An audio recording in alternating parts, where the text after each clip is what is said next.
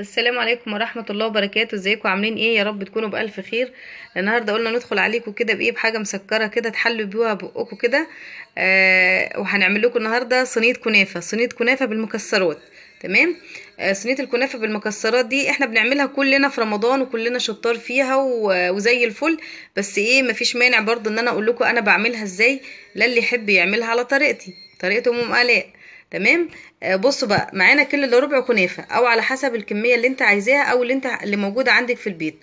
معانا كيلو الا ربع كنافه، لان انا عندي الصينيه الوسط. هوريكم الصينيه الوسط دلوقتي. بصوا، ده شكل الصينيه. انا دهناها بسمنه بس عشان الجو برد شويه، فايه السمنه جمدت. انا حاطه فيها حوالي معلقتين او 3، يعني حطوا كميه سمنه او زبده زي ما انتوا عايزين.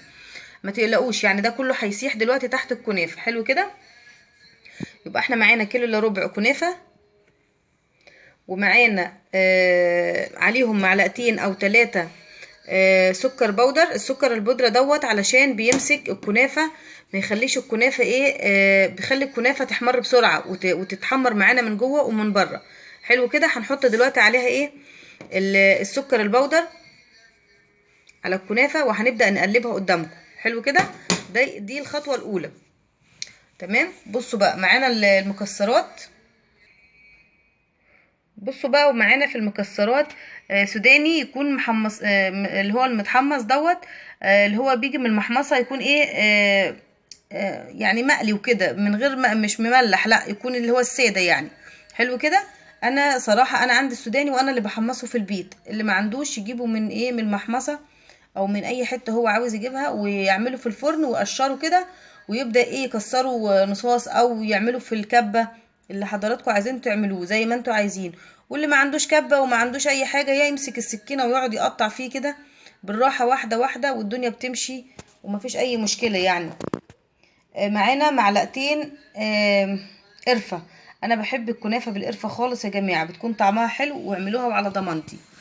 معانا 3 أو 4 معالق جوز الهند، الخشنة او الناعمة اللي موجودة عندكم في البيت. معانا معلقتين او 3 زبيب. حلو كده. هما دول اللي موجودين عندي وحياة ربنا في التلاجة، ما عنديش غيرهم.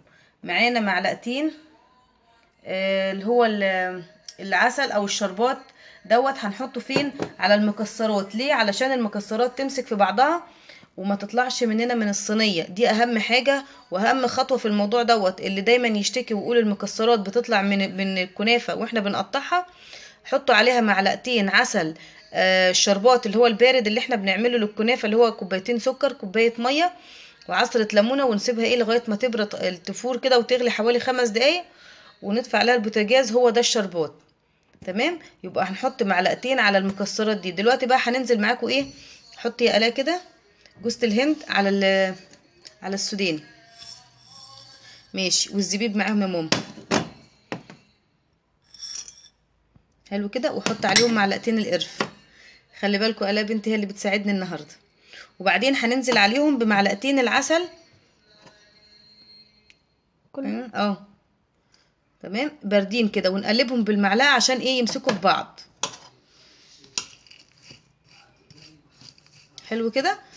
صدقوني الخطوه دي مهمه جدا يا جماعه في ايه، في نجاح الكنافه. وان شاء الله هتعجبكم وتنور رضاكم كده. دي منظر المكسرات بتاعتنا بعد ما قلبنا فيها الشربات، قلبناهم كلهم في الشربات. وهنسيبها دلوقتي على جنب، وايه، وهنشتغل بقى فين، في الكنافه. دلوقتي بقى ايه، هنقلب الكنافه دي فيها، اللي هنقلب فيها السكر المطحون دوت، بالراحه كده. ولازم الكنافه كلها ايه، يعني زي ما نقول كده تتغطى بالسكر البودر دوت، علشان ايه، السكر دوت ما يتحرقش مننا في الصينيه. لا، احنا عايزين الكنافه هي اللي تستوي وتتحمر بيه. نقعد نقلب كده حلو لغايه لما ايه، السكر كله يختفي معانا. ودلوقتي كده بقى ايه، احنا قلبنا معاكم الكنافه في السكر لغايه ما السكر اختفى خالص، وكل الكنافه اتغطت بالسكر. دلوقتي بقى هنجيب الصينيه كده. تمام. ونحط فيها، بصوا بقى كميه السمنه انتوا هتعرفوها بعينيكوا. اللي يقولك كيلو الكنافه بياخد نص سمنه ده غلطان. بصوا بقى، انا بحط السمنه في الاخر، انا ما بحطهاش في الاول. احيانا بحطها على الكنافه واحيانا لا، بس الطريقه دي ناجحه وهتعجبكم ان شاء الله. بصوا كده.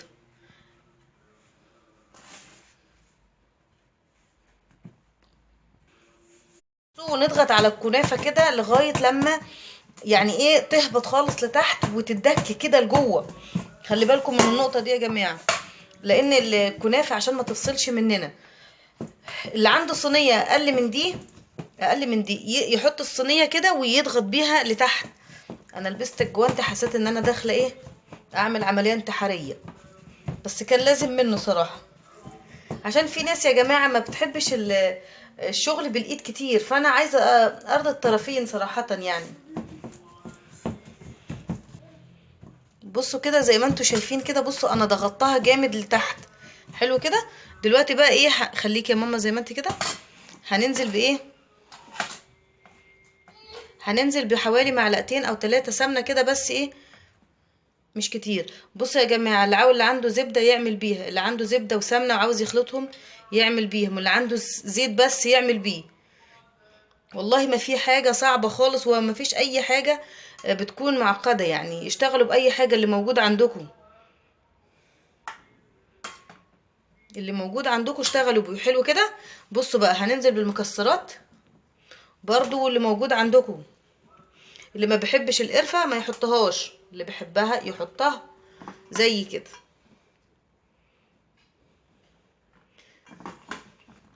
يعني بس انتوا كده ايه سموا الله وقوموا اعملوا الحاجه، واللي موجود في البيت بتطلع زي الفل. اهم حاجه نسمي الله وندخل المطبخ كده ايه، ونكون بنعملها بنفس كده للعيال. يا رب بس وصفات تنور على رضاكم. انا بحب اشكر كل حد يا جماعه بيشترك في القناه وبيدعمني وبيكتب لي تعليقات وبيعمل لي لايك. بصوا والله العظيم انا بكون مبسوطه يعني ما اقولكوش. انا بقعد كل 5 دقايق او ابص على التليفون والله العظيم عامله زي العيله الصغيره. بفرح جدا. ربنا يفرح قلبكم يا رب زي ما بتفرحوني والله العظيم. ودلوقتي بقى هننزل بايه بالطبقه التانية من الكنافه. والطبقه التانية بتكون اكتر من الاول، اللي هي يعني اتقل من الطبقه الاولى بشويه، فاهمه؟ باعلى السن يعني. حلو كده.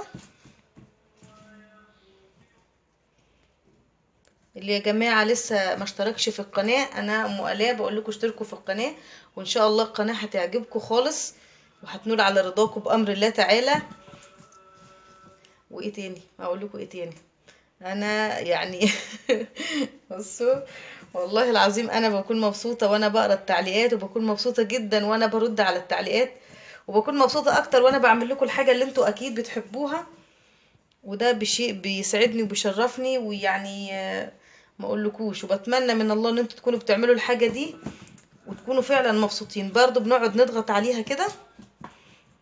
حلو كده لغايه لما ايه نخليها كده ايه يعني ما فيهاش نفس. والسمنه بقى في الاخر لازم السمنه تغطي الصينيه كلها. في الحاله دي لما السمنه تغطي الصينيه كلها يبقى إيه كده ايه السمنه كفايه. حلو كده. بصوا بقى احنا معانا الطبق دوت فيه سمن بلدي على سمنه عاديه يعني جنه او روابي اي حاجه. بصوا احنا هنرش على الكنافه كلها كده لغايه لما تشرب السمن من كل حته. وساعتها بقى تاخد كوبايه، تاخد 2، تاخد نص كوبايه على حسب اللي عندك. وجربيها وان شاء الله هتعجبك وعلى ضمانتي انا. ودي الكنافه اللي انا بعملها في رمضان وغير رمضان وفي كل وقت.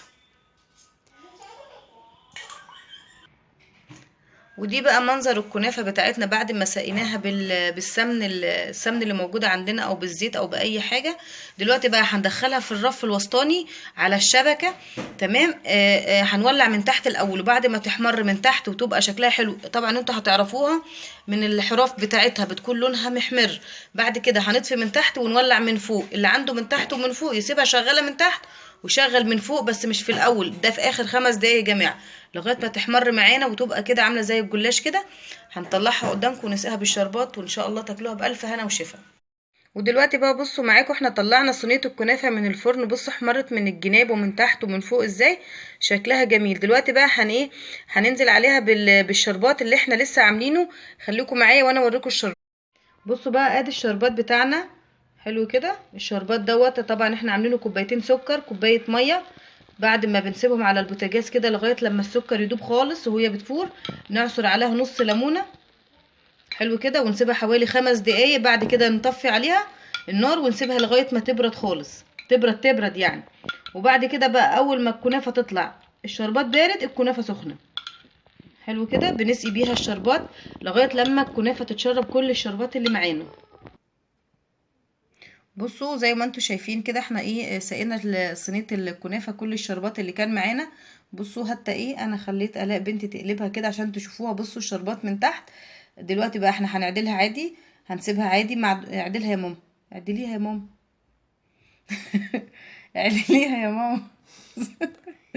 بصوا هنسيبها كده خلاص، هي ايه هتبدأ بقى تتشرب كده كل الشربات اللي احنا عاملينه. وبعد شوية لما تبرد كده هنبدأ نقطعها قدامكم، وان شاء الله نوريها لكم في الاخر وتعملوها وتاكلوها بألف هنا وشفا. ورجعنا لكم تاني بعد ما خلصنا معاكم صينيه الكنافه وقطعناها اهي. بس والله انا قطعتها وهي سخنه عشان صراحه العيال كانوا هيتهبلوا ياكلوا منها. فانا ايه قطعتها وهي سخنه شويه. بصوا عشان كده ايه هي مش طالعه ايه يعني منظمه. بصوا الحشو بتاعنا زي ما انتم شايفين كده، وادي الكنافه من تحت. انا حبيت اقلبها لكم برضو وتشوفوها من جوه. بصوا انا ده الحشو بتاعنا، ما بيطلعش منها خالص يا جماعه. حتى لو طلع بيطلع ويكون يعني ايه مش متنطور كده، لا بيكون ثابت في مكانه، ممكن تجيبوه وتدخلوه تاني فيها. حلو كده. يا رب الكنافه بتاعتنا تكون عجبتكم ويكون شكلها عجبكم وطعمها ان شاء الله حلو. انا عن نفسي دقتها وجميله جميله جميله والله العظيم، تستاهل بقكم كلكم. يا رب تعملوها وتعجبكم كده ان شاء الله وتاكلوها بالف هنا وشفا. وما تنسوناش بلايك وشير وسبسكرايب للقناه، وعشان القناه تكبر بيكم. السلام عليكم ورحمه الله وبركاته.